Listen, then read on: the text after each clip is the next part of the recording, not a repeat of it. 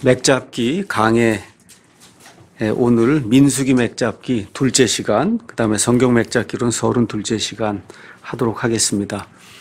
우리가 이제 지난번에 민수기 개요를 여러분과 이제 함께 살펴봤어요. 그래서 민수기는 영어로 넘버스 이렇게 돼 있어서 많은 종류의 수가 이 책에 나온다. 이제 이렇게 말씀을 드렸어요.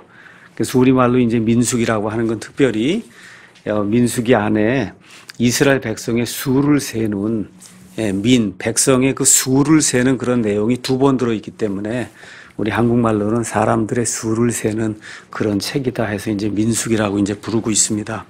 근데 원래 뜻은 원래 히브리 말로 이 민수기 책 이름은 광야에서 이렇게 돼 있다 그랬어요. 그러니까 이집트에서 탈출한 이후에 가나안 땅에 들어가기 전에 약 40년 동안 광야에서 이 사람들이 이제 방황하는 그런 삶을 살았거든요. 이제 그래서 지금 신약 시대에 우리 성도들의 그 삶과 비교를 하면 구원받은 이후에 천국에 들어갈 때까지 이 땅에서 우리가 지금 살고 있잖아요. 이 사는 동안에 이스라엘 백성이 광야에서 하나님을 대적하고 정말 불평불만하고 하는 그런 일들이 너무 많이 나옵니다, 이 안에.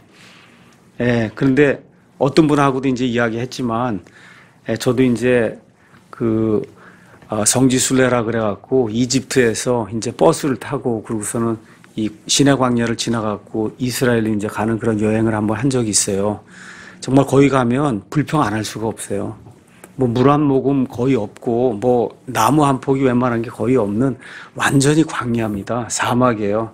그런 데서 40년을 산다고 하면 불평불만이 어떻게 안 나오겠어요? 안 나오는 것 자체가 사람이 아닌 거죠. 그래서 나올 수밖에 없습니다, 그게. 근데 하나님께서 그러한 상황 속에서 이들이 불평할 때마다 살려주시고 이런 긍휼을 이렇게 베풀어 주시면서 결국은 이들의 그런 삶을 통해서 우리 신약시대 성도들도 이 땅을 살면서 많은 어려움과 고통을 겪는단 말이에요.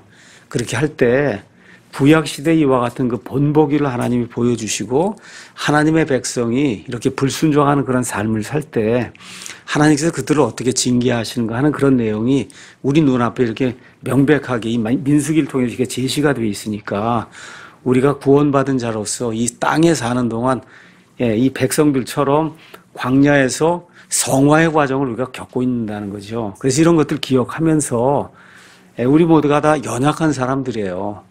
그럼에도 불구하고 이스라엘 백성이 지었던 그와 같은 그 불순종 또 불평하는 그런 죄를 그들보다는 좀 적게 짓자. 그런 내용이야. 제가 아예 짓지 말자 그러는 건 초인간이니까 그건 뭐 저도 할 수 없는 그런 일이고요. 다만 그 사람들은 본보기가 없었잖아요.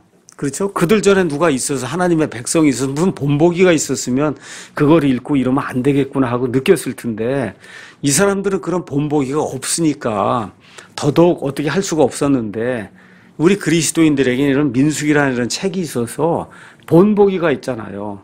그러니까 이런 것을 하나님이 우리에게 주셔서 우리 구원받은 사람들이 그들만큼 불순종하거나 그들만큼 반역하는 그런 삶을 살아서는 안 된다. 이런 걸 하나님이 우리에게 이제 보여주시는 책이다. 그래서 민수기는 성도들의 성화와 관련 있는 그런 책이라고 이제 말씀을 드렸습니다. 또 민수기 이제 오늘 가서 읽어보시고 또 다음 시간에 민수기 이제 7장, 8장 이런 데 가서 보시면 그냥 처음부터 끝까지 사람 숫자 세는 거예요. 이건 사실 읽으면서도 이게 도대체 왜 읽어야 되나 이런 생각이 들 그런 내용의 그 말씀들이 그 안에 들어있어요. 그럴 때마다 사람이 빵으로만 살 것이 아니요 하나님의 입에서 나오는 모든 말씀, 그 지겹고 별로 의미가 없는 것 같은 그런 말씀도 하나님의 입에서 나온 하나님의 모든 단어, 하나님의 말씀이다. 이렇게 기억을 하고 우리가 인생을 살다 보면 재미없는 그런 때도 있고 재미있는 때도 있고 하듯이 신앙생활 또 성경 말씀 읽을 때 기쁠 때도 있고 좋을 때도 있고 이렇게 어떨 때는 만나와 같이 푸석푸석한 이런 것을 읽을 때도 있거든요. 그래도 참고 읽어야 된다는 거죠. 그래서 그런 거 좀 기억을 하시고 로마서 15장 4절에 있는 것처럼 무엇이든지 절에 기록된 것은 우리의 배움을 위해 기록되었으니 이것은 우리가 성경 기록들이 주는 이러한 그 인내와 이런 위로를 통해 소망을 가지게 하려 합니다. 이런 말씀 이제 읽으시면서 민수기를 한번 같이 이번 기회에 한번 쭉 몇 번 이제 맥잡기를 몇 주 동안 하는 동안에 한번 좀 읽어보시면 여러분과 저 모두에게 도움이 될 겁니다. 자, 민수기는 대략적으로 약 40년의 역사를 이제 다루고 있다 이렇게 말씀을 드렸습니다. 그래서 이집트 탈출 이후부터 드디어 이제 가나안 땅에 들어가기까지 그 안에 중요한 그런 그 여정들이 있어요. 그 중요한 그런 그 일정 시간표가 있습니다. 그걸 제가 여러분에게 일단 말씀을 드리겠습니다. 이스라엘 백성은 이스라엘 사람들의 달력으로 1월 14일 날, 1월 14일이 6월절이에요. 그렇죠? 지금으로 따지면 그냥 3달 더 하시면 4월 15일이라고 생각하시면 돼요. 지금의 4월 15일쯤에 그래서 6월절 어린 양을 죽이고 그리고 그날 밤 바로 자정에 이제 떠나서 나오니까 바로 15일이 이제 시작이 되는 거예요. 이스라엘 백성에게는. 자, 이제 이렇게 이제 돼서 이집트 탈출을 뭐 1월 14일 날 밤에 했다 그래도 돼. 하여튼 1월 15일 날 했다 그래도 되고 하여튼 그 밤에 이제 이집트를 이제 탈출해서 떠나게 됩니다. 자, 그리고 출애굽기 19장 가서 보시면 19장 1절에 이제 이렇게 이제 기록이 되어 있습니다. 드디어 이 사람들이 이집트를 떠나서 이제 광야를 이제 지나는 가운데 19장 1절 2절 가서 보니까 이스라엘 자손이 이집트 땅에서 나올 때 셋째 달에 바로 그날에 그들이 시내 광야에 이르렀더라. 이렇게 이제 되면서 19장 20장 넘어가면서 드디어 20장에서 시내산에서 하나님께서 10계명을 주신 내용이 그 안에 기록이 되어 있어요. 그러니까 이거를 말씀드리면 1월 14일 날 이제 6월절, 1월 15일 되면서부터 이제 무교절이 시작이 되면서 1월 14일부터 3일이 지나면 그러면 첫열매절기인 초실절이 돼요. 1월 17일이. 그 날로부터 50일이 지나면 그러면 오순절이 돼요. 그러면 10일 정도 지나면 1월 달이 끝나고, 그렇죠? 그 다음에 28일 더하면 2월 달이 끝나고, 그럼 이제 38일, 40일 정도 지나고, 그래서 열흘 있으니까 이스라엘 사람들의 달력으로 한 3월 10일, 그렇죠? 요쯤 되면, 그러니까 지금 우리의 달력으로는 5월 10일, 그렇죠? 예, 요쯤 이렇게 6월 10일, 그렇죠? 이쯤 되면 이 사람들이 시내산에 당도한 거예요. 그래서 이 신약 성경에서 성령 강림은 오순절날 이루어지고, 그 다음에 구약 시대의 오순절 날에는 이스라엘 백성이 하나님의 율법을 받는 그런 일이 생긴다. 그거를 기억을 하시면 돼요. 아시겠죠? 그래서 오순절 날 구약 시대에는 하나님께서 모세에게 율법을 수여하시고 신약 시대에는 성령님을 주신다. 이렇게 이제 기억을 하시면 됩니다. 그 다음에 이제 신명기 넘어가셔서 1장 3절에 가서 보시면 신명기를 기록하는 그 모세의 그 상황이 나오는데 1장 3절에 이제 이집트를 떠난 지 40년째 되는 해에 11월 1일 날 이거를 이제 기록을 했다. 이렇게 이제 돼 있어요. 그러니까 떠나서 40년째 되는 해, 40년 하고 나서 이제 들어가는 건데, 그렇죠? 40년째 되는 해 11월 1일 날 신명기를 이제 기록했다. 이렇게 돼 있고, 신명기 2장 14절 가서 보시면 38년 동안 광야를 돌아다녔다 하는 그런 내용이 나옵니다.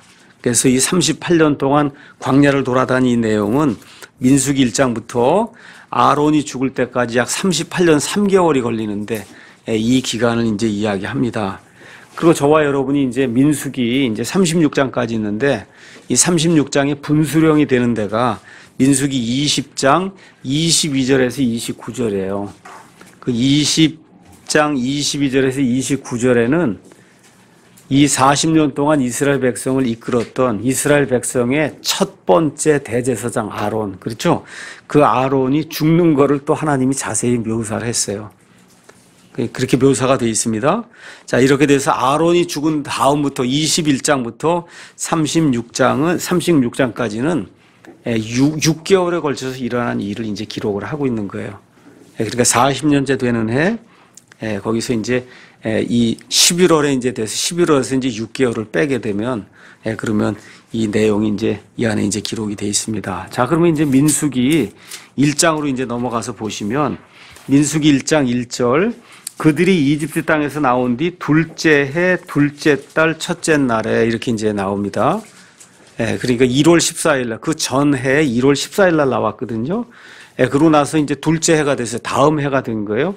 그 다음 해에 둘째 달 2월 1일 해니까 벌써 이미 6월절은 지나고 2월 1일에 주께서 시내 광야에서 회중의 성막에서 모세에게 말씀하여 이르시되 너희는 이스라엘 자손 온 회중의 총수를 그들의 가족들과 그들의 조상들의 집에 따라 그들의 이름수와 함께 모든 남자를 그들의 머리수대로 계산을 해라. 이렇게 이제 해서 누구만 계산을 하냐면 3절에 이스라엘 안에서 20살 넘어서 이상이 돼서 싸움에 나갈 수 있는 모든 자를 너와 아론은 그들의 군대대로 이제 계수를 해라. 이렇게 해서 거기 가서 보시면 12지파, 12지파, 물론 이제 레위까지 이제 포함을 하게 되면 이제 13개 이제 지파가 되는데 이 세 지파에 20세 이상의 군사들의 수만 세는 이 내용이 이제 기록이 되어 있습니다. 그러니까 민수기에는 인구조사가 2번 있는데 이것은 이집트를 떠나고 나서 1년쯤 돼서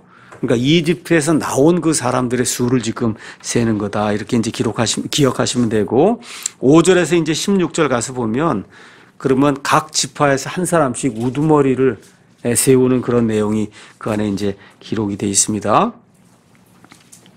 자, 그러면 거기 가서 보면 르우벤 지파, 시므온 지파, 유다 지파 이렇게 쭉 나가는 가운데 누구는 예외가 되냐 하면 레위 지파는 그 안에 나오질 않아요.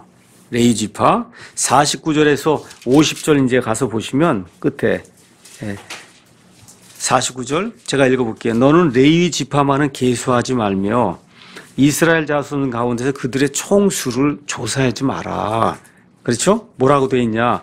오직 레위 사람들을 임명하여 증언의 성막과 그것의 모든 기구와 그것에 속한 모든 것을 관리하게 할지니라. 그러니까 레위 지파는 싸우고 이런 일을 하면 안 되고 그냥 하나님의 이 성막과 관련된 하나님께 예배드린 것과 관련된 그런 거를 세우기도 하고 그렇죠. 식량을 뭐 예배하기도 하고 옮기기도 하고 해체하기도 그런 일만 하라는 거예요.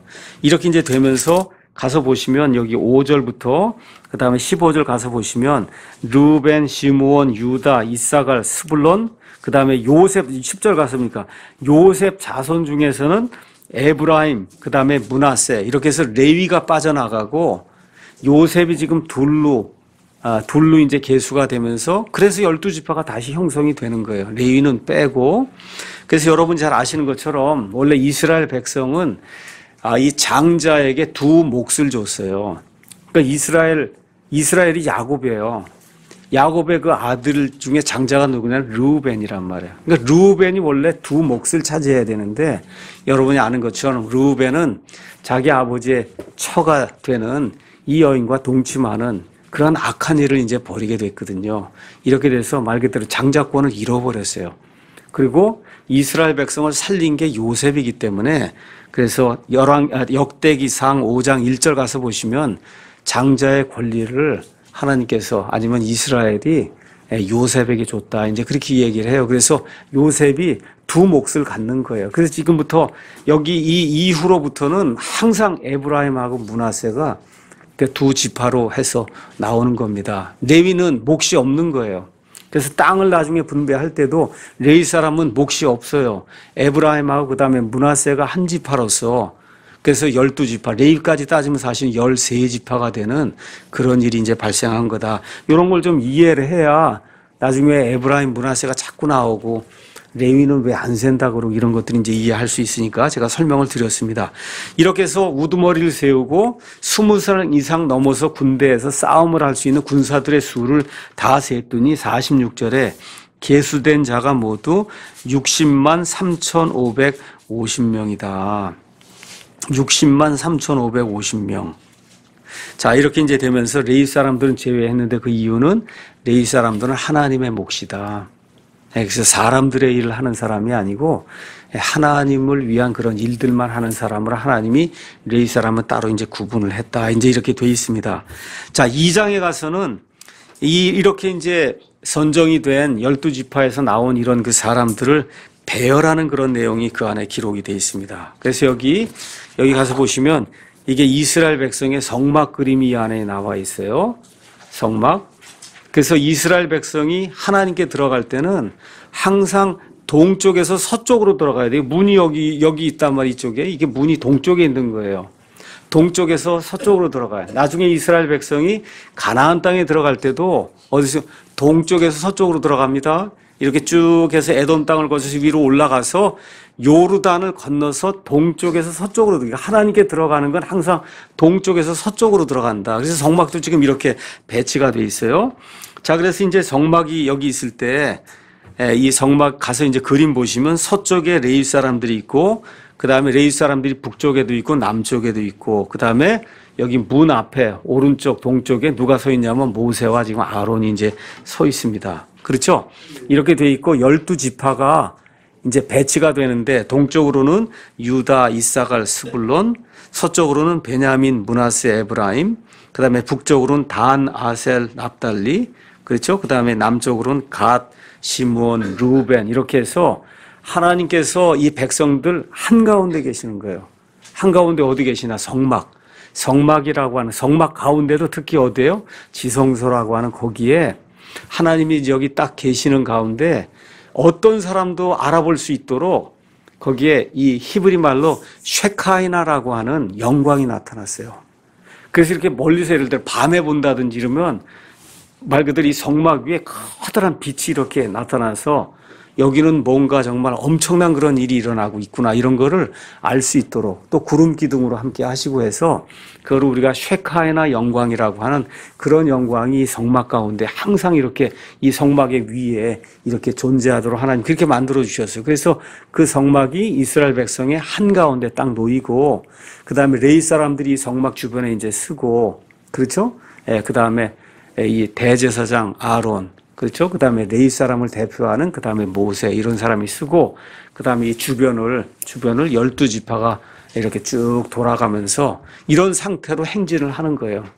광야에서 그냥 뭐 이렇게 막 행진하는 게 아니라 오합지절처럼 이렇게 해서 성막을 쭉 이렇게 모시고 나가면서 이렇게 행진하는 이런 형태로 이스라엘 백성이 이제 배열하는 그런 내용이 그 안에 이제 기록되어 있습니다.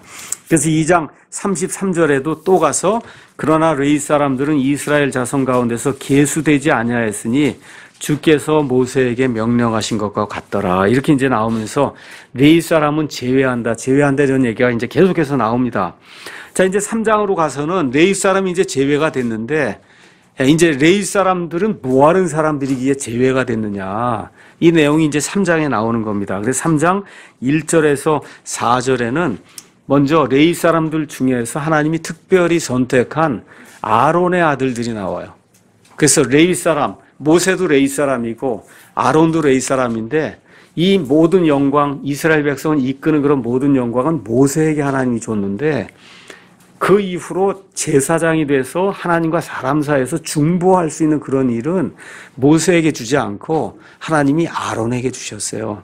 그래서 오직 아론의 아들들만 제사장이 되도록 하나님이 이제 그렇게 만들어줬습니다.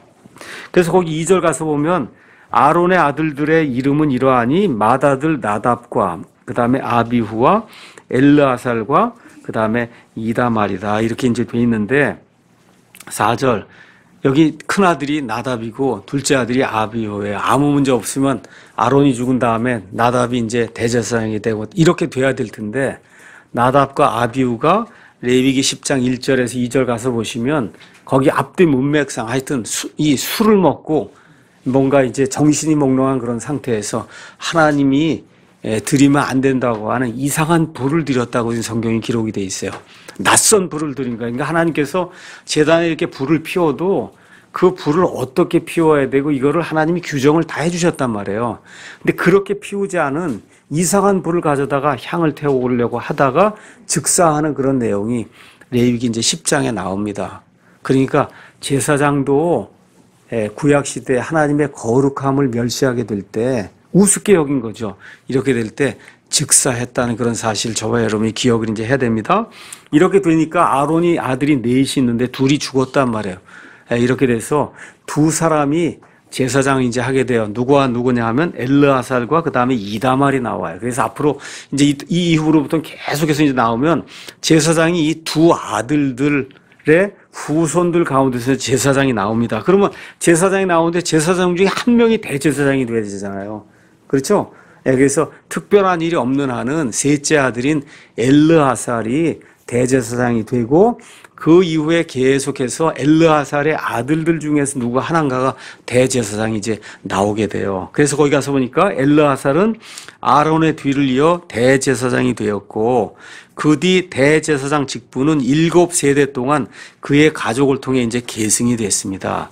자, 이러는 가운데 사무엘 시대가 딱 이제 도래할 때 사무엘 당시에 제사장이 있었죠. 유명한 사람이죠. 그 누구예요? 엘리. 그렇죠? 엘리 제사장인데, 엘리는 뭐 성경에 이유가 안 나와 있어요. 어떤 이유인지 알 수가 없지만 엘리는 엘르아살 계통의 대제사장이 아니고 여기 넷째 아들 이다말 계통의 대제사장이에요. 이게 이다말 계통으로. 그래서 이 대제사장의 직분이 이다말 계열의 제사장이라고 이제 옮겨졌습니다. 근데 사울과 다윗의 통치가 이제 끝난 이후에 다시 엘르아살의 가족에게로 대제사장이 넘어가요. 그래서 예수님 오실 때까지 그 이후로는 계속해서 엘르아살이라고 하는 이 아들에게서 대제사장이 나오고, 그 중에 가장 유명한 사람이 사독이라고 하는 그런 대제사장이 거기서 이제 나오게 됩니다. 자, 그래서 이 엘리가 결국은 이 하나님의 뜻을 제대로 실현하지 못하고 아들들 방탕하게 키우고 이제 이렇게 하다가 결국 패망하죠. 그 이후로 이제 쭉 하다가 엘리의 이제 이 후손들 가운데 솔로몬 시대에 가서, 거기에 가서 보면 이 솔로몬이 왕이 되는 걸 반대하던 사람들이 있었어요. 그래서 요압이라는 장군도 반대하고, 그 다음에 이제 이 엘리의 후손 중에 하나인 이 아비아달 그 제사장이 이걸 반대하거든요. 이렇게 반대해서 누구를 세우려고 그랬어요. 거기에 가서 보면 여러분이 그 아들, 유명한 아들 하나가 이름이 나오죠. 인물이 좋은. 누구요? 압살롬 아니에요. 우리 한번 가서 열왕기상 한번 2장, 아도니아라고 여러분 아세요? 예, 아도니아. 그래서 이 아도니아라고 한 사람이 인물도 잘생기고 아마 많은 사람들이 호감을 받았나 봐요. 그러니까 이제 자기 스스로를 높여갖고, 그렇게 해서 내가 왕이 돼야 되겠다 해서 요압도 끌어들이고 대제사장도 끌어들이고 이제 이렇게 이제 하는 가운데 이제 결국은 하나님께서 솔로몬을 왕으로 세워주시게 되거든요. 이렇게 되니까 솔로몬이 자기를 배반한 이 엘리 계통의 그 대제사장을 폐위를 시키고, 그리고 엘르아살 계통의 이 대제사장을 임명하는 그런 일이 이제 발생하게 돼. 이렇게 돼서 하나님이 엘리에게 말씀해 주셨죠. 엘리, 내 제사장 직무가 영원히 지속이 되지 못한다. 이제 이렇게 되면서 엘리에게 내렸던 그와 같은 저주가 솔로몬 왕 때에 이르러서 그 저주가 이제 실현이 되면서 처음에 엘르아살 계통에서 대제사장이 나오다가 엘리 때 넘어가면서 이다말 계통에서 나오다가 그게 솔로몬 시대로 넘어가면서 엘리에게 내렸던 하나님의 그 저주, 이것이 이제 실현이 되면서 대제사장 직무가 다시 엘르아살에게로 복귀되는 그런 내용이 이제 성경에 기록이 되어 있습니다. 그 내용 제가 이다말 이제 설명하면서 제가 이제 설명을 했고요. 자, 그다음에 이제 레위 사람들은 12에서 13절에 또다시 하나님의 몫이다. 이제 이렇게 기록이 되어 있고, 레위의 아들들은 3명이 있었습니다. 17절 가서 보니까 게르손, 고핫, 그 다음에 무라리. 게르손은 히브리 말로는 게르손이라 그러기도 하고 게르솜이라 그러기도 해요. 같은 사람입니다. 그래서 이 3명이 있었다. 자, 그래서 레위 사람들의 수를 세는데, 레위 사람들은 수를 39절 가서 보니까 어떻게 세라고 이야기하느냐 하면, 모세와 아론이 주의 명령대로 레위 사람들 중에서 두루 그들의 가족들에 따라 계수한 모든 사람, 곧 난지 한 달이 넘은 모든 남자가 22,000명이라는 거예요. 그러니까 레위 사람은 수를 세는데 한 달 넘은 남자의 이제 수를 셌습니다. 그랬더니 몇 명이냐면 22,000명이에요. 자, 그런데 하나님께서 이집트 탈출을 이제 이 역사를 이루실 때 이스라엘 백성들 가운데는 장자가 죽지 않았잖아요. 그렇죠? 그래서 레위 사람들하고 이스라엘 백성의 장자하고 수하고 이제 바꾸겠다는 거예요. 그래서 거기 가서 보니까 41절에서 43절에 이집트 탈출할 때 그때 살아남은 장자의 수를 하나님이 세라고 말씀하세요. 그래서 장자의 수를 셌더니 22,273명입니다. 아까 레위 사람들은 22,000명이고, 그러니까 누가 더 많아요? 장자의 수가 더 많잖아요. 근데 1대1로 바꿔야 된다고 얘기하니까 레위 사람들이 몇 명이 모자라냐면 273명이 모자란단 말이에요. 그래서 하나님께서 한 사람당 5세겔씩 돈을 떼라. 이렇게 해서 273명 곱하기 5 해갖고 그게 몇이냐. 거기 1365세겔을 그거를 돈으로 다 해서 제사장 아론에게 주는 그런 내용이 나옵니다. 이렇게 해서 이스라엘 백성이 이집트 탈출할 때 그때 장자가 다 살아남았잖아요. 그 살아남은 장자들을 레위 사람하고 바꾼 거예요.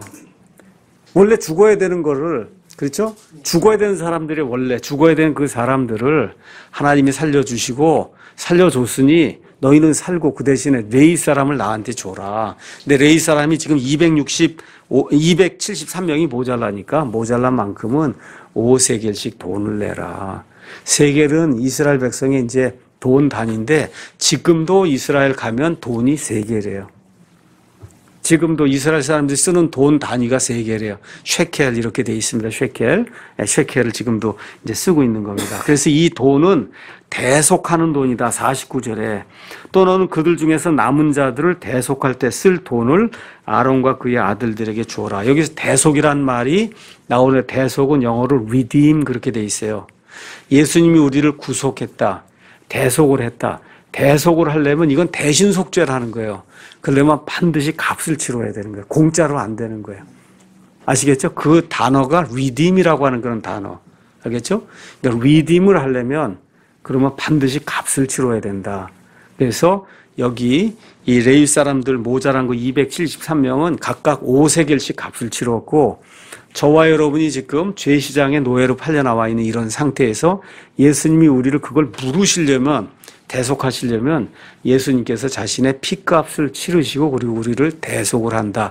이런 내용이 이제 redeem이라고 하는 이런 말이 이 안에서 나오는 겁니다. 그러니까 구속 아니면 대속 이렇게 나올 때 영어로 redeem이라고 하는 말이 다 벌써 이런 데서 나오는 거예요. 돈을 치러야만 그래야만 살아남을 수 있는 겁니다. 이런 내용들이 이제 기억을 하시면 되겠습니다. 자, 그래서 이제 4장에 가서 보시면 레위 사람들의 임무가 그 안에 나와요. 아까 말씀드린 대로 성막을 세우기도 하고 해체하기도 하고 나르기도 하고 또 거기에 필요한 여러 가지 비품들이 있을 거 아니에요. 그런 일들을 관리하는 그런 내용이 여기 이 4장에 나오는데 3절 가서 보니까 레위 사람들이 그렇게 많은데 한 달 태어난 지 한 달부터 일한 게 아니고 성경 가서 보니까 이 사람들은 30살부터 50살까지 20년 동안만 지금식으로 얘기하면 우리 군인을 할 때 이렇게 액티브 듀티라고 얘기하죠. 예비군이 있고 그 다음에 진짜 지금 싸우는 그런 군인이 있잖아요. 그러니까 이 레위 사람들이 액티브하게 진짜 이렇게 지금 군인처럼 언제든지 나가서 싸울 수 있는 그런 식으로 하나님을 섬긴 것은 30살에서 50살까지. 그 50살 넘어서는 하나님이 풀어줬어요. 마음대로 이렇게 해도 된다 하되 그냥 레위 사람을 살면서 예비군처럼 사는 거야. 필요하면 가서 돕기도 하고 하는 그런 삶을 살도록 하나님이 레위 사람들이 이제 그렇게 만들어줬습니다. 이렇게 해서 1절에서 20절은 고핫 가족의 이 숫자를 세니까 2750명, 그 다음에 게르솜은 21절에서 28절 숫자를 세니까 2630명, 그 다음에 무라리에서는 29에서 33절 가서 보니까 44절 끝에 3200명 뭐 이렇게 해서 총 8580명이 이 성막과 관련된 그런 일들을 했다. 이렇게 여러분이 이제 기억을 하시면 됩니다. 자세한 내용은 가서 이제 4장을 이제 읽으시면 되고요. 자, 이렇게 해서 드디어 하나님께서 시내산에서 율법을 주셨어요. 또 동시에 율법 주신 이후에 또 출애굽기가 끝나고 나니까 레위기를 하나님이 허락해 줬어요. 레위기는 어떻게 너희가 나에게 나와서 예배를 드릴 수 있느냐. 그렇죠? 예배를 드릴 수 있느냐 이거 하고 근데 이게 일이 금방 끝날 줄 알았더니 이 사람들이 가데스 바네아에서 반역을 한 바람에 38년 동안 이게 일이 진행이 돼야 되니까 이제 이렇게 행진해라. 알겠죠? 이렇게 해서 이거 지정해 주신 내용이 이제 여기 민수기에 이제 기록이 돼 있는 거예요.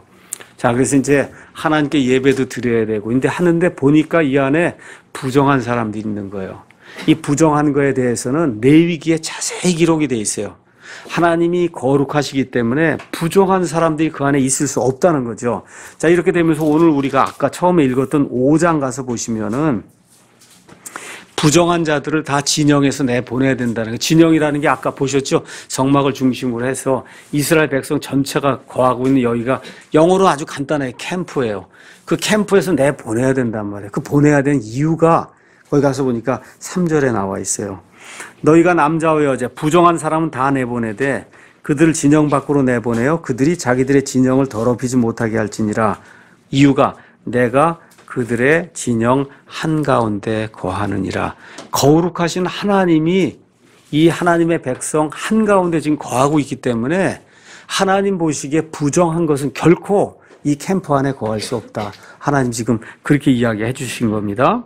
그래서 1절에서 4절은 레위기에 나와 있는 부정한 자들을 이렇게 찾아내서 그래서 이들을 이렇게 격리하라고 하는 그 명령을 지금 여기 민수기에서 이 백성이 처음으로 이제 실행을 하는 거예요. 처음으로. 자, 이렇게 이제 실행을 끝난 다음에 그 다음에 5절에서부터 이제 10절에는 죄를 지었을 때 어떻게 해야 되는, 남에게 범법을 했을 때 어떻게 해야 되느냐, 이 범법해서는 안 된다는 거, 이거 말씀 이제 보여주시고, 그 다음에 이제 11절에서 31절에는 아까 제가 말씀드린 대로 일평생 교회를 다녀도 한 번도 들어본 적이 거의 없는 이런 말씀이 여기 11절에서 31절에 지금 기록이 되어 있는 거예요. 그렇죠? 이거 갖고 설교할 수 있겠어요, 여러분? 예, 그러니까 거의 이런 거 갖고 설교 안 합니다. 설교를 안 해요. 이렇게 하다 보니까 되게 설교 들을 때만 성경을 읽는 분이 거의 다수잖아요, 우리 한국에. 이렇게 하다 보니까 이건 모르시는 분이 대부분인데 이 내용이 얼마나 중요하면 자그만치 21절을 할애를 해서 그래서 하나님이 이 내용을 기록을 했는가, 그 의미가 뭔가를 저와 여러분 오늘 좀 살펴보려고 그럽니다. 자, 여기는 이제 간단히 얘기하면 아내가 남편에게 대해 신실하게 행하지 않았어요. 그래서 어떤 남자와 간음을 했다. 이러한 경우에 이거를 어떻게 대처를 해야 되겠냐. 이스라엘 백성의 율법에 따르면 간음하다가 잡히면 남자와 여자를 둘 다 돌로 쳐서 죽이는데, 지금 문제가 뭐냐? 드러나질 않았어요. 간음을 했는데 드러나질 않았어요. 그래서 그 간음한 여인만 알고 남자만 알고 있는데, 하여튼 이런 경우에 하나님이 거룩하다 그랬잖아요. 하나님 거룩한 분이 지금 캠프 안에 지금 하나님이 캠프의 한가운데 있는데 백성 가운데 이런 음행을 하고 간음을 한 이렇게 된 이게 하나님 보시기에 부정한 거거든요. 사람들의 눈엔 드러나지 않았단 말이에요. 이런 경우에 이 문제를 어떻게 하나님이 해결하신가 하는 내용이 말 그대로 하나님의 초능력이 이 안에 이제 발휘되는 그 내용이 이 안에 이제 기록이 되어 있습니다. 자, 그래서 특별히 구약 시대에 이스라엘 백성이 이제 이집트에서 탈출한 이후에 40년 동안 여러분 사는 동안에 생각해 보세요. 무슨 텐트가 마땅해 뭐 정말 별거 없잖아요. 이렇게 하다 보니까 모든 것이 노출이 되어 있는 이런 상태에서 주변에서 자꾸 간음이 일어나고 이렇게 음행이 일어나고 그러면 그 사회 자체가 결국 멸망하게 되거든요. 그러니까 하나님이 이거를 방지하시기 위해서 그래서 제사장에게 이걸 구분할 수 있는 그런 능력을 부여하신 내용이 이 안에 이제 기록이 되어 있습니다. 자, 그래서 이렇게 여인이 간음을 했는데 그게 드러나지 않았어요. 이러할 때 남편에게 질투의 영이 임한다는 거예요. 질투의 영이 임한다. 참 이 성경 가서 읽어보시면 출애굽기 20장 5절 또 34장 14절 가서 보시면 하나님이 내 이름이 질투라 그래요. 그래서 성경 가서 보시면 하나님이 이스라엘 백성을 내 아내라고 불러요. 근데 그 아내가 되는 이스라엘 백성이 하나님을 버리고 바알을 섬기고 아스타를 섬기고 그래서 작은 숲을 따라가고 하니까 하나님이 내가 음행을 버렸다. 지금 그렇게 이야기하거든요. 그러면 남편과 아내가 결혼을 했는데 남편과 아내가 다른 남자나 다른 여자와 이렇게 음행을 벌이게 되면 그 배우자가 자연히 질투하게 되잖아요. 그렇죠?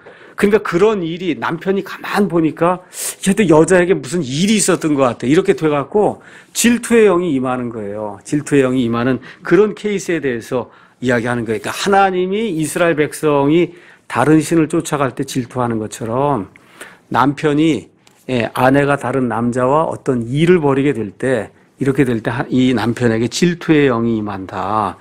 그래서 12절 13절 거기 가서 보니까 아내가 이제 탈선하고 범법을 하고 간음을 했는데 사람의 눈에 드러나지 않았다는 거예요. 이렇게 됐는데 남편이 아무리 생각을 해봐도 이게 무슨 문제가 있는 거예요. 그래서 질투의 영이 임하는 내용이 14절에 이제 기록이 돼 있어요. 그런데 남편이 지금식으로 얘기하면 의처증이 있는 경우도 있단 말이에요. 그렇죠? 옛날에도 그렇고 지금도 있고 이게 아주 큰 병이거든요, 이게.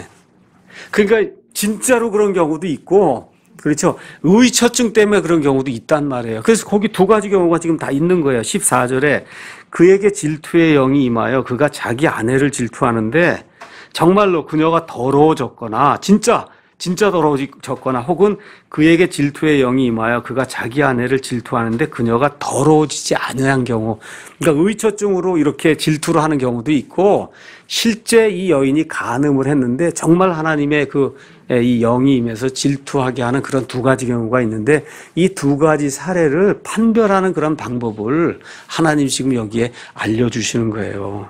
자, 이렇게 될 때 15절에 아내를 데리고 제사장에게 가서 질투의 헌물을 드려라. 질투의 헌물을 드려라. 그래서 그 질투의 헌물을 뭐라고 표현했냐면 불법을 기억나게 하는 헌물이다. 이렇게 아예 표현을 했어요, 하나님께서. 이 불법을 기억나게 하는 헌물, 이거를 제사장에게 가져다 드려라. 그런 다음에 16에서 18절은 저주의 물을 이제 이 여인이 마시게 될 텐데 이 저주의 물을 만드는 방법을 하나님이 거기다가 자세하게 기록을 했습니다. 첫째 17절 질그릇에 거룩한 물, 구분된 그런 물을 그 안에 담고 성막바닥에 티끌, 성막바닥에 하면 거기 흙에 티끌 있잖아요. 그 흙을 가져다가 물속에 집어넣고 여인을 주 앞에 세우고 그 여인의 머리를 이렇게 드러나게 이렇게 하고 보통 그 여인들이 앞에 베일로 이걸 가렸잖아요. 그렇죠? 근데 이제 하나님 앞에 서서 말 그대로 하나님하고 그냥 직통으로 이렇게 마주 보도록 지금 그렇게 이제 만들어 놓은 거예요. 하고 기억나게 하는 헌물고 질투의 헌물을 그 두 손에 이제 쥐어주고 저주를 일으키는 쓴물을 이제 들고 이제 제사장이 그 앞에 이제 들어가는 겁니다. 그리고서 19절에서 22절은 제사장이 이제 설명을 하는 거예요. 아주 뭐 간단해요. 내가 정말 음행을 버렸으면 이 저주하는 그 물, 그걸 너가 먹게 될 때 내 넓적다리가 붓고 말 그대로 내게 큰 병이 생긴다. 그리고 만일에 그러한 음행을 버리지 않았고 남편이 의처증 때문에 그런 거면 그러면 내게 아무 해가 생기지 않고 내가 오히려 수태하게 된다. 그걸 이제 설명을 해주는 거예요, 제사장이.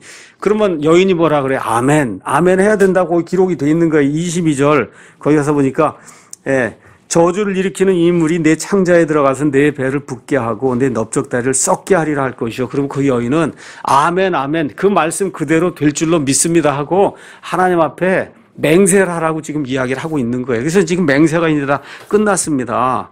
자, 근데 23절에서 26절은 이제 여인이 드디어 물을 먹는 거예요. 그런데 정말 음행을 했으면은 부들부들 떨고 그러지 않았겠어요? 이제 하나님의 영광이나 막 여기 있는데 거기 가서 지금 이러고 있으니 얼마나. 근데 그러지 않은 사람은 떳떳하 아무 문제가 없을 거고. 그렇죠? 그러니까 지금식으로 얘기하면 이게 거짓말 탐지기예요. 거짓말 하면 그냥 여기에서 그냥 땀이 막 나고 그냥 이렇게 될 거고, 그렇지 않은 사람 가만 봐도 이건 아무 문제가 없을 거고, 이렇게 돼서 이 음행한 그런 그 여인의 이 죄를 가려내는 그런 일을 할 수 있도록 하나님이 이제 이렇게 만들어줬어요. 그 목적이 뭐냐? 29절에 32절, 1절에. 거기 이것은 질투에 관한 법이니 아내가 자기 남편이 아닌 다른 자에게로 탈선하여 몸을 더럽혀, 정말 몸을 더럽힌 때나 혹은 남편에게 질투의 영이 임하여 그가 자기 아내를 향해 질투했는데, 이 경우에 실제 그랬을 수도 있고 안 했을 수도 있잖아요. 그렇죠? 이렇게 됐을 때 이거를 가리기 위한 그런 법이다. 교훈 몇 가지를 이제 말씀드리겠습니다. 첫째, 남편에게 질투의 영이 임했다 하면 첫째로 일단은 부인에게 무언가 조금 문제가 있다는 거예요. 간음을 했든지 안 했든지 간에 무언가 문제가 있다. 또 하나, 남편에게 문제가 있을 수 있다는 거예요. 괜히 부인을 의심할 수 있잖아요. 그렇죠? 그러니까 이런 일을 부주의하게 해서는 안 된다는 걸 저와 여러분이 일단 가르쳐 주는 거예요. 남편이 아내를 괜히 의심하고, 그렇죠? 아내가 또 의심을 살 만한 그런 어떤 이런 일을 하거나 이런 일을 하지 말아야 된다. 우리 믿는 사람들 가운데도. 이렇게 하면 이렇게 해서 정말로 여인이 음행한 걸로 드러나면 얼마나 수치가 되고, 남편이 했는데 여인이 아닌 걸로 드러나는 그 남편도 또 얼마나 부끄럽겠어요. 그렇잖아요. 이게 둘 다가 다 수치당할 일이라는 거, 이거. 그러니까 이런 일 하지 않도록 남편과 아내가 지금 신약시대에 사는 저와 여러분도 부주의하게 살면 안 된다. 어떻게 하든지 남들에게 거침돌이 되지 않는 그런 삶을 살아야 된다고 하나님이 말씀해 주시는 거예요. 둘째는 사람은 속일 수 있어도 하나님은 속이지 못한다는 거예요. 하나님이 다 내려다보고 계신다. 특별히 신구약 성경 전체 하나님이 이야기하는 그 내용은 사람이 죄를 많이 짓는데 특별히 이 음행은 자기 몸에 짓는 거라 그랬어요.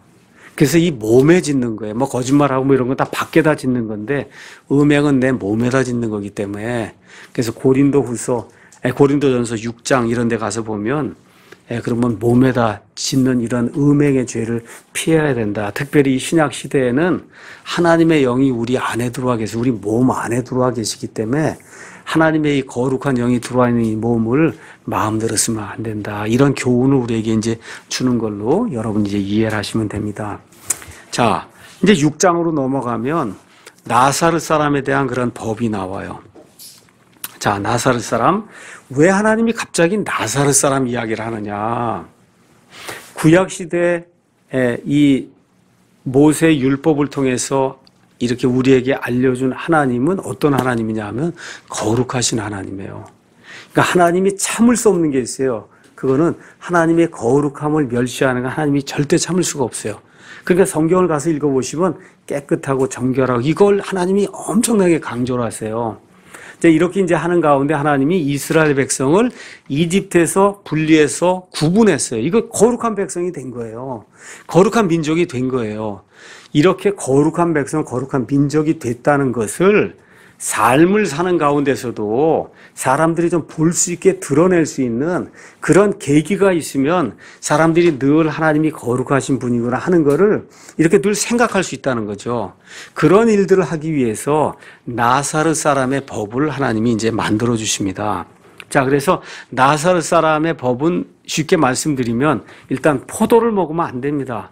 이스라엘 백성에게 포도는 말 그대로 가장 중요한 거라 같은 음식이에요.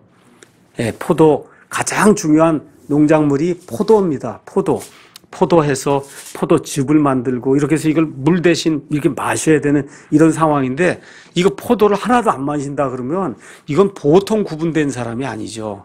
그렇죠? 그 다음에 또 하나는 머리를 이제 깎으면 안 되는 거예요. 그래서 머리를 안 깎는 그 이유가 뭐냐 하면 7절에 자기 아버지나 어머니나 형제나 자매가 심지어 죽었어. 자기 가족이 죽었어도 그들로 인하여 자기를 부정한 자로 만들면 안 된다.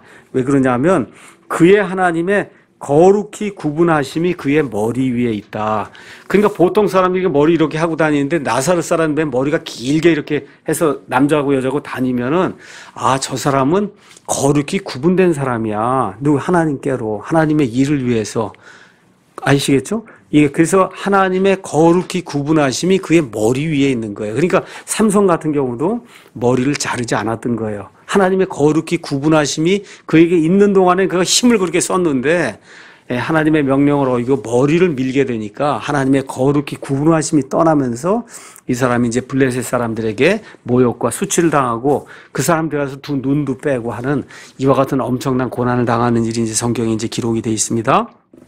자, 그러면 나사렛 사람에 대해서 잠시 설명하겠습니다. 나사렛 사람은 히브리 사람들의 그 율법 하에서 알코올이 들어있는 음료나 모든 종류의 포도 생산물을 섭취하지 않기로 서원한 남자와 여자. 우리 보통 나사렛 사람 그러면 남자만 되는가 보다 하는데 그렇게 돼 있지 않아요. 거기 2절 가서 보면 남자나 여자나 자기를 구별하여 나사렛 사람의 서원을 할 수 있다. 이렇게 기록이 돼 있습니다. 자, 그래서 포도는 요만큼도 안 돼. 포도 씨도 안 되고 껍데기도 안 되고 말린 것도 안 되고 포도 으깬 것도 안 되고 포도즙도 안 되고 포도주도 안 되고 하여튼 포도는 요만큼도 안 되는 거예요. 이렇게 하고 머리를 자르지 않아야 돼요.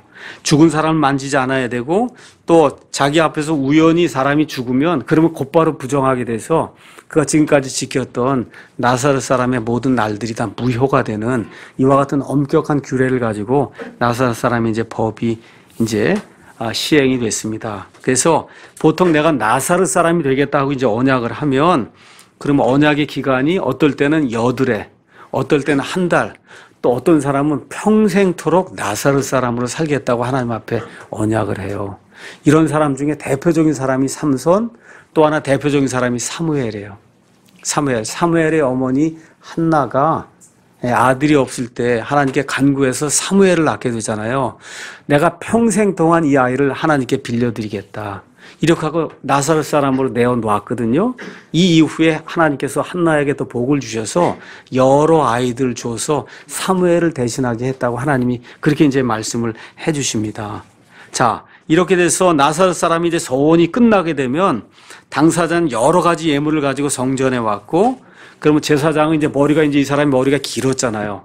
이거를 잘라갖고 그래서 이제 불에다 이제 태웠습니다. 이렇게 되면 드디어 이 사람이 나사렛 사람의 그 속박에서 벗어나서 자유로운 몸이 돼서 일반 그런 생활을 할 수가 있었습니다. 그래서 영원히 나사렛 사람이 되는 경우, 사무엘, 그 다음에 이제 삼손, 이와 같은 경우 또 구약시대 맨 마지막에 대언자로 침례자 요한이 나오는데 침례자 요한도 평생토록 하나님께 바친 나사렛 사람입니다. 나사렛 사람.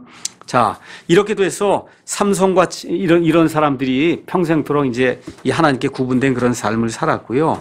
자, 나사렛 사람이 이제 서원하고 나서 이제 서원을 이제 풀게 될 때 많은 헌물을 드려야 됐어요. 근데 그게 돈이 너무 많이 들어가는 거기 때문에 많은 경우에 주변에 있는 사람들이 사실은 자기들을 대신해서 어떤 사람이 하나님께 구분된 걸 보인 거거든요. 그러니까 주변에 있는 사람들이 돈을 모아가지고 그래서 그 사람이 서원에서 풀려나려는 그 시점에 그 사람을 대신해서 돈을 대게 됐어요. 그래서 여러분이 사도행전 21장에 가서 보시면 바울이 예루살렘에 이제 이렇게 도착했다가 성전에서 붙잡혀서 이렇게 곤경을 당하는 그런 그 사례가 이제 나오거든요. 그 사례가 이제 나오기 바로 전에 이스라엘 백성의 이 사도들이 뭐라 그러냐 하면 내가 곳곳에서 모세의 율법을 다 헐어버리고 다닌다고 사람들이 그러니 이스라엘 백성이 너를 죽이려고 그런다. 그러니까 우리에게 서원한 사람 4명이 있다는 거예요. 이 서원한 사람 넷을 데리고 그러고 가서 이 사람들의 그 돈을 대갖고 이 사람들 머리 자르고 이게 나사렛 사람이 서원한 거란 말이에요. 그 돈이 많이 든단 말이에요. 알겠죠? 그러니까 내가 돈을 대서 이 사람들이 그 서원에서 풀려날 수 있도록 그렇게 해라. 그러면 많은 이스라엘 사람들이 그 옆에서 그걸 보고 이 사람이 모세의 율법을 저버리는 사람이 아니구나. 이렇게 이제 깨닫게 된다 해서 바울이 신약 시대 이 그리스도인들의 사도가 된 사람인데도 불구하고 이스라엘 사람들을 실족시키지 않기 위해서 이 서원한 사람들을 위해서 돈을 대고 이들이 머리를 깎고 그렇죠? 헌물 드리는 그런 일을 하다 결국은 이제 예루살렘 그 성전에서 붙잡혀서 나중에 로마로 가게 된 그런 일이 생기거든요. 그러니까 이 사도행전에 나와 있는 이런 이야기들 잘 이해하시려면 나사렛 사람의 이 서약이 무엇인가를 잘 기억해야 됩니다.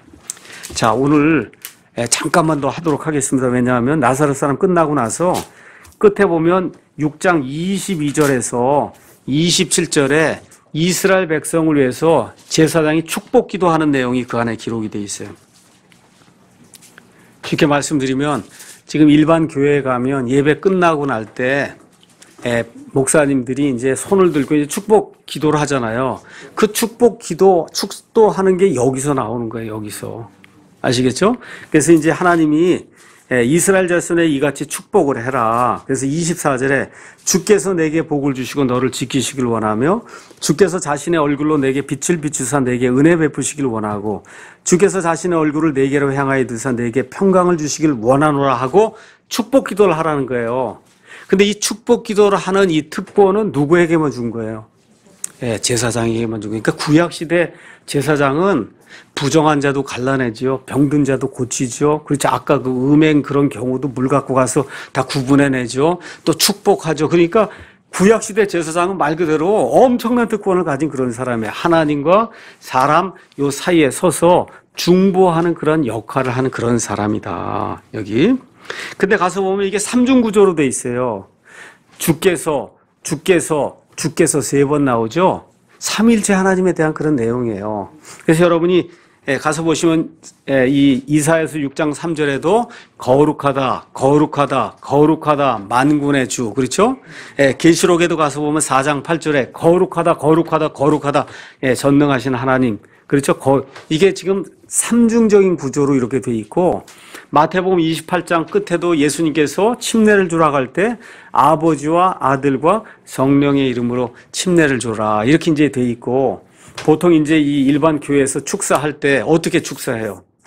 이렇게 손 들고 그 다음에 하나님 아버지의 만극하신 만극이 나와야 되겠다는, 그렇죠? 만극하신 뭐라 그래요? 은혜와 우리 주 예수 그리스도의 사랑이라고 돼 있는, 한번 가서 읽어볼까요? 고린도후서 16장 가서. 저는 한 번도 안 해봐서 제가 좀 이런 데 좀 약합니다. 예, 그렇게 좀 이해를 해 주시고요. 거기 가서 보니까 주 예수 그리스도의 은혜와 하나님의 사랑과 성령님의 교통, 여기도 삼중 구조로 돼 있죠. 예. 그러니까 이게 축복하거나 이렇게 할 때 또 이 하나님을 이렇게 가리킬 때 꼭 삼중 구조로 돼 있다는 거. 그래서 아버지와 아들과 성령이 삼위일체 이러한 것들이 이 기도하거나 축복하는데도 이게 드러나 있다는 걸 여러분이 기억을 이제 하시면 되겠고요.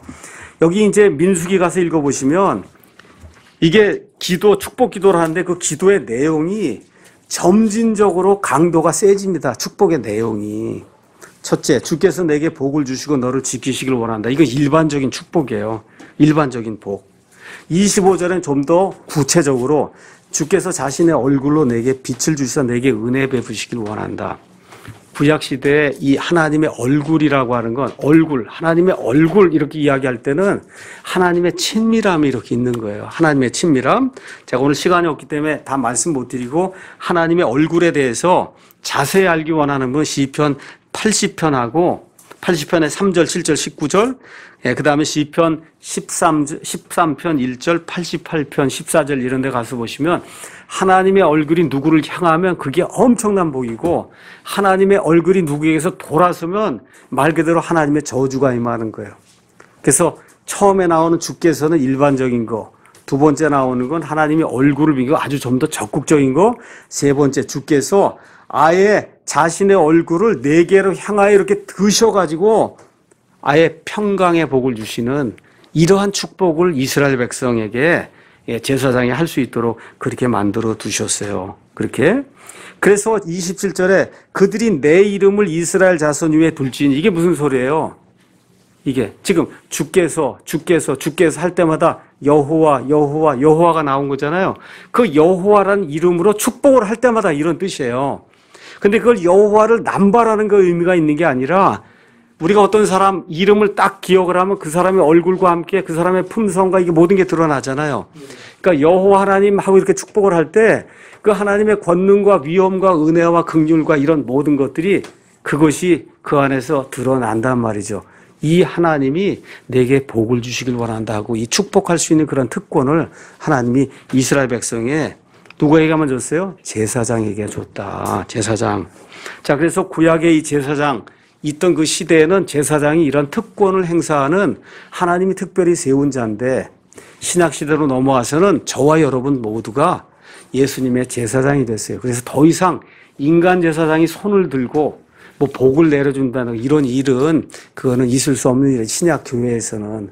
그래서 성경대로 믿는 우리 그리스도인들은 축복 기도라든지 축도라든지 이런 것들을 이제 행하지 않는 겁니다. 이런 것들 이제 기억을 하시면서 다음 주 오실 때는 1장부터 6장 한번 좀 읽으시고, 그다음에 7장부터 그 이후에 몇 장을 좀 읽고 이렇게 오시면 이게 설명하는데 조금 이해하는 데 좀 도움이 될 겁니다. 예, 여기까지 하겠습니다.